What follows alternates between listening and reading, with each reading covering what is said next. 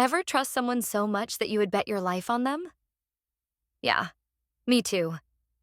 Which is a big part of why I gave $100,000 of money that I'd worked incredibly hard for to my ex-fiancé so he could open the business of his dreams.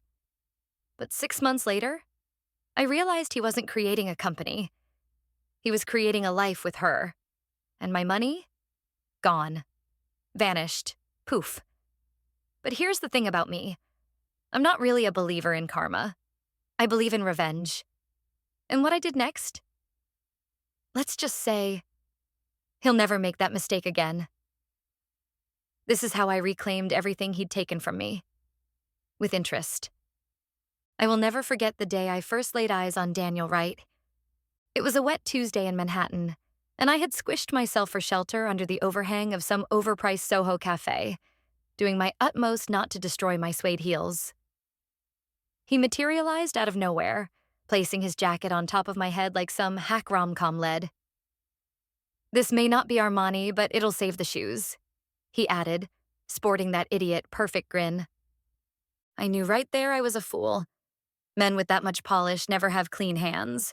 But I didn't. Instead, I bought the late-night raps about his dreams, about how he believed he was trying to build something real, something deep and lasting. Not just an ordinary finance bro fooling around with stocks, but a legacy. A top-of-the-market grooming brand for men who cared as much about quality as flash. "Like you," he used to say, running a finger along my jaw. Classic. Timeless. God, I was an idiot. 2 years in, he proposed. Not with some diamond.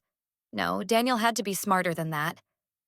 He dropped to one knee in Brooklyn Bridge Park at sunset and swore that he wanted us to build a future together. A month later, he requested his money. "Just a loan, Lena. 6 months max. The investors are there. They just need to know that I'm serious." I had the cash. A combination of my bonuses and the inheritance I received from my grandmother sitting in a high-yield savings account. My elder half-sister, Naomi, almost gagged on her wine when I admitted, "You're paying him 6 figures? Are you insane?" But Daniel wasn't just a guy who'd wander in. He was my future. So I handed it over. No contract, no lawyer, only a kiss and his word. "This is for us." And for a little bit, it was everything you'd want. He would send me screen grabs from business emails, photos of product samples. Then the delays started. Manufacturing issues.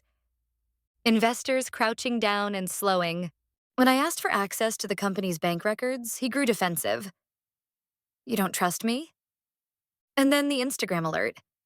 Daniel Wright was tagged in a picture at a beach club in Miami, with his arm around a woman I didn't recognize. Caption: "Happy 6 months to us." On her left hand glinted a Cartier diamond, a ring my money bought. I confronted him that night. He swore it was a misunderstanding. She's just an investor's sister. But his phone buzzed as he was speaking. A text from Sophia. "Babe, send the rest before she figures it out." And just like that, the man I loved disappeared. In his stead was a stranger. One who'd stolen from me. One who'd chuckle while at it. And then it was simply a missed call here, a delayed text there. "Babe, nuts day with vendors. Call you later." Investor meeting went long. Let's catch up for dinner tomorrow. I told myself it was normal. Startups are chaotic. We lose ourselves in the moment. But then tomorrow turned into next week, and next week into, "I'll make it up to you, I swear." The man who once sent me good morning memes now let me sit on read for days at a time. By the time I caught up with him at his apartment, our apartment, although he'd hardly been there in weeks, he had begun to look different. Tanned, relaxed, in a shirt I didn't know. "You look nice," I told her, fingering the crisp new material. "Italian?" He brushed it aside as though it were a jacket he could peel off. Sample from the brand, perks of the job. I asked to see the business plan, the website mock-ups, the anything that wasn't making my money disappear into the ether. "Lena, come on." He sighed as if it were me who was being unreasonable. You are not an investor, you are my fiancé. I didn't want to combine things, that's why. A masterclass in gaslighting. Down 3 glasses of Pinot Noir, I did something I had never done.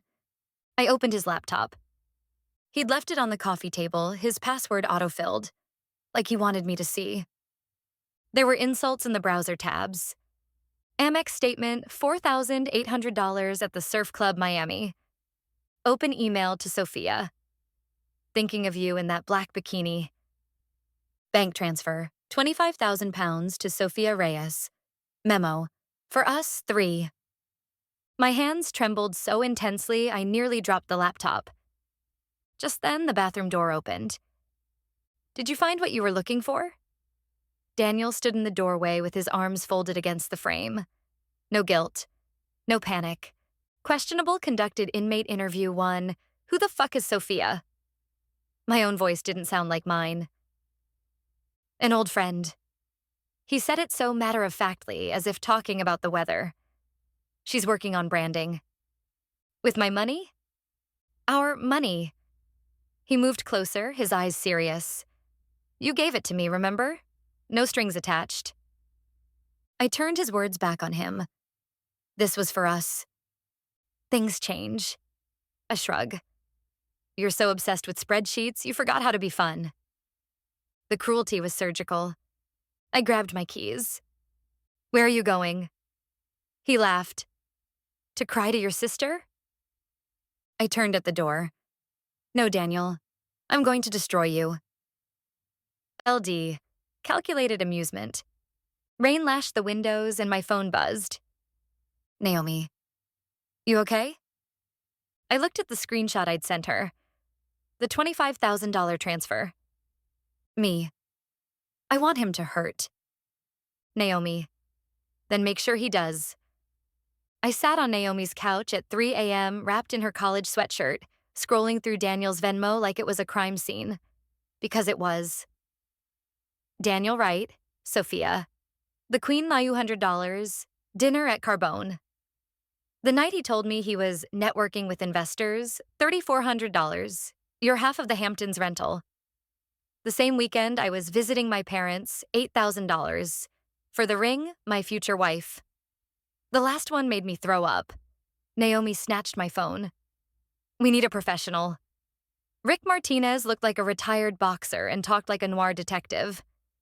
Ex-NYPD. Now I just ruined cheaters for fun. He slid a contract across his desk. You're gonna want to sit down for what I find. 3 days later, he called us into his office. Your boy's a real piece of work. He tossed a folder on the table. Inside, business license search. 0 filings under Daniel Wright or Wright Grooming. Bank records. My $100,000 to a new account the day after I gave it. Joint with Sophia Reyes Instagram. Geotags. Paris, St. Bart's, Vegas in the last 4 months. But the worst part? He didn't even try to hide it, Rick said. Look at this. A screenshot of Daniel's texts to a frat brother. Daniel. Lena's such a sucker. Gave me 6 figures like it was nothing. Friend. What if she finds out? Daniel. By then the money'll be gone. What's she gonna do, sue me? Naomi gripped my hand. Oh, we're gonna do way worse than sue. My lawyer, a no-nonsense woman named Diane. No contract, no paper trail. He'll claim it was a gift. But he lied. My voice cracked. And if lying was a crime, half of Wall Street would be in jail. She sighed. Your only real recourse is small claims court. Maximum recovery in NY $10,000. I looked at the $12,000 charge on Amex for Sophia's branding consultant trip to Bora Bora. That's not justice. Diane leaned forward. Then get creative. It had been 2 weeks, so I sent the first text to Daniel. Me. I'm sorry. Can we talk? He answered less than a minute later. Daniel. Knew you would see the light. Dinner tomorrow? I could nearly hear the smug smile in his voice through the phone. Naomi and I worked together to plant the bait. Tell him you want to do more. that you have faith in him. I put on the necklace he had given me for our anniversary. He can kiss my cheek across the table at the restaurant. Listened when he spun new fictions about supply chain issues. Then, while he was in the bathroom, I opened his unlocked phone and found the smoking gun. Photographs of Sophia wearing my grandma's earrings, which were lost. Somehow when? A folder called Lena Dumb Bitch, screenshots of all my anxious texts. The kicker an email to his dad. Let's not concern ourselves with the prenup. Help her out. Lena's so desperate she'll sign anything. After we're married, I'll wipe her full accounts. Yes. This time my hands did not shake. I forwarded it all to myself. Then I ordered another drink and smiled when he returned. So Daniel, I took a sip of my martini. What kind of investors are these of yours? I did my screen test in front of the mirror. Wide eyes, slightly parted lips, a hesitant smile. Daniel, I got so choked up earlier, but I understand now. Business is messy. I want to support you. Naomi sat on my bed, tossing a stress ball in the air. You slather it on any thicker, and he's gonna think you've been lobotomized. I smirked. Good. Let him think he broke me. I popped a very expensive bottle of wine, Daniel's favorite, a $200 Bordeaux that I had saved for a special occasion. He came in with a new watch, Audemar's Piguet. I knew it only because I had seen the receipt in his email. $38,000. Bought with my money. I made his glass brimmingly full. I have to tell you something. I've been thinking. I began rubbing the rim of my glass. What if I put in another $50,000? His pupils dilated. Seriously? I believe in you. I pushed my fingers to touch his, and I miss us. He swallowed the lie down as if it were the wine, hungry and avaricious without waiting to discern the poison. 2 weeks later, I forgot my laptop there. I couldn't use yours to eke out a few work emails? I fluttered my lashes. I'll be quick. He didn't even hesitate and gave it to me. Password saved. While he showered, I copied his hard drive to an outside SSD. Then I found the motherlode. Aspen frame, Lena Fund spreadsheet. Every dollar spent in categories, $22,000, Sophia's consulting fees, $15,000, couples therapy. They actually weren't in therapy. $2,400 at emergency, an Hermes scarf. Text to Sophia. We'll shut down the business as soon as Lena's tapped out. She's too proud to admit that she got played. The worst part. An email I found that he was drafting to break up with me, telling me he would do it once he got the second $50,000. We need to talk equals subject line period. Body. It's not you, it's me. Let's stay friends. I forwarded it to myself, then deleted the sent record. I wanted him to say that on the record. So I staged a fight. I just feel like you're not telling me everything. I fake sobbed over dinner. Daniel took the bait and he rolled his eyes. Here we go again. Is there someone else? Jesus, Lena. He slammed his fork down. You simply gave me cash because you wanted to. No one put a gun to your head. My phone, inadvertently table face up, was recording every word. So you did take it? Yeah, I took it. He chortled, intoxicated with his own arrogance. And what are you gonna do? Cry to your little pie? I let the silence hang, then smiled. No, Daniel. I'm gonna do so much worse. While he slept, I went through his contacts. Found Dad D.O. not answer. Interesting. A short search explained why. 3 missed calls from a Detective Mullins regarding outstanding fraud charges. I screenshot it, then texted it to myself. Before dawn, I woke up, my laptop glowing in the dark. Naomi was sitting cross-legged next to me, chewing on ice like it was Daniel's bones. You ready to nuke his life? I cracked my knuckles. I'm just getting started. So I made a burner Instagram account at Scammer Alert NYC, and we posted everything. Side-by-side photos. Daniel's on a business trip versus Sophia tagged at the beach. My grandmother's stolen earrings in Sophia's ears. Screenshots, his Lena Dumb Bitch folder. The $38,000 watch receipt. Voice recordings. Yeah, I took it. And what are you gonna do? I tagged his investors, his frat brothers, his mother. Then I spent $200 to promote the post to every finance bro in NYC. First comment within minutes. Damn right, you really fucked up. Ick pick the P.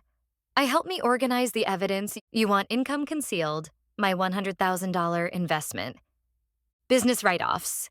Bora Bora equals branding retreat. Tax evasion. Failed to file for right grooming. We mailed it to the IRS with a red bow. They don't play, Rick said. Within 48 hours, they'll freeze all his accounts. I smiled. Perfect. And then Daniel's LinkedIn post appeared at 9:15 a.m. Excited to announce our Series A. My reply, from real account. Funny, as your investors just got proof you stole $100,000 from your fiancé. Congrats? His phone started blowing up. So did mine. Unknown number. Lena, this is Mark at Velocity Capital. We transferred him some $250,000 last week. Can you get us a copy of those documents? I forwarded everything, then waited for the dominoes to fall. Daniel was at my door at noon, his eyes wide. What the fuck, Lena? I sipped my matcha. Oh, you mean the retribution of your actions? He charged, but my security guard, forewarned, caught him. You're dead, he screamed. Face the consequences. I'm going to sue you for defamation. I tossed him a folder. Inside, screenshots of his drain her accounts email.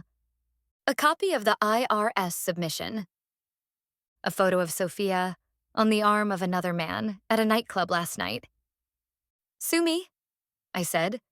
I'd love to see you try. By 5 p.m., his investors pulled out. His bank accounts were locked up. Sophia wrote, I didn't know it was manipulated. By 5 a.m. the next day, his lease on the BMW, which he bought with my money, was repossessed. His landlord, for unpaid rent, evicted him. His father disavowed him in a Facebook post. Not my son. But the best part? The billboard I rented by his gym. Daniel Wright Scammo of the Year. Beneath it, his Venmo handle. 1 month later, he called me. Blocked ID. Please. His voice cracked. I'm working at a car wash. I hung up. Then I bought myself a new pair of earrings. Grandma would have approved. I woke up in my new apartment bathed in the sunlight pouring through the windows. No shared closet. No smell of another man's cologne. No lies. My phone buzzed. Naomi. You seeing this? Here is a link to a New York Post article. Faux entrepreneurs fall from grace, how one woman got revenge and her money back. I laughed so much I spilled my coffee. According to the IRS, you contributed to a successful investigation. Reward processed. $30,000, courtesy of tax fraud whistleblower laws. From Velocity Capital Lawyers. We received $175,000 from Mr. Wright. Paror agreement. Your share is $175,000 from Mr. Wright. With war, our share is $87,500. From Sophia. Subject. I owe you an explanation. Opened. Deleted. But the best message? A note from my dad, written by hand. Proud doesn't cover it. Your grandmother would have made toast and good whiskey. I framed it. Out of that recovered money, I created Lux and Company, a consulting firm for women who've been financially screwed over. Our tagline? Revenge is a full-time job, he replied. First client? A tech CEO whose husband attempted to conceal $2 million in crypto. We found it. She paid me with Bitcoin and a bottle of Dom. 6 months at Whole Foods. He was behind a sorry cart, snake out of the pot, cheap beer, a wadded-up help wanted poster in his pocket. Our eyes met. He flinched. I smiled, swung my Amex Black card, and left without saying a word. At my inaugural standing room only financial self-defense workshop, a young woman raised her hand.